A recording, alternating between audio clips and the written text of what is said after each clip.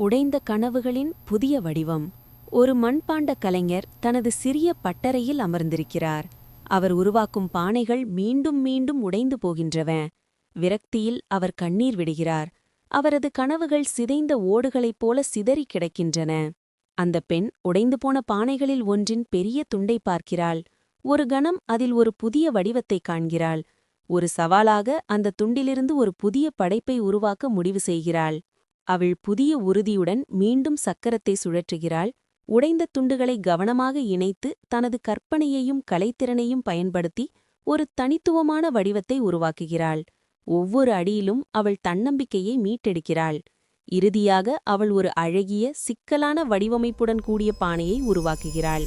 அது முன்னர் உடைந்த துண்டுகளிலிருந்து பிறந்தது என்பது நம்ப முடியாததாக இருக்கிறது.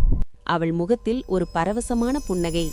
தோல்விகள் அவளை உடைக்கவில்லை, மாறாக அவளுக்கு ஒரு புதிய பாதையை, ஒரு புதிய கலை வடிவத்தை காட்டின. சில மாதங்களுக்குப் பிறகு அந்த பெண் தனது தனித்துவமான படைப்புகளை ஒரு கண்காட்சியில் காட்சிப்படுத்துகிறாள். ஒரு மதிப்புமிக்க கலை விமர்சகர் அவளுடைய படைப்பைக் கண்டு வியந்து பாராட்டுகிறார். உடைந்தவற்றிலிருந்து ஒரு புதிய அழகை உருவாக்க முடியும் என்பதை அவள் இந்த உலகிற்கு நிரூபித்தாள். ஒவ்வொரு தோல்வியும் ஒரு முடிவல்ல, அது ஒரு புதிய தனித்துவமான தொடக்கத்தின் சாத்தியக்கூறு என்பதை அவள் உணர்ந்தாள். தோல்விகள் உங்களை உடைப்பதற்காக அல்ல, உங்களை மறுசீரமைத்து இன்னும் அழகாக மாற்றுவதற்காகவே வருகின்றன. வாழ்க்கையில் நாம் எடுக்கும் முயற்சிகள் தோல்வியடையும் போது நாம் உடைந்து போகிறோம்.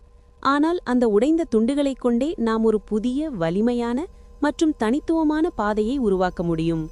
ஒரு கதவு அடைக்கப்பட்டால் மற்றொன்று திறக்கும் என்பதை விட, அடைக்கப்பட்ட கதவின் துண்டுகளைக் கொண்டே புதிய பாதையை உருவாக்குவதே உண்மையான வெற்றி.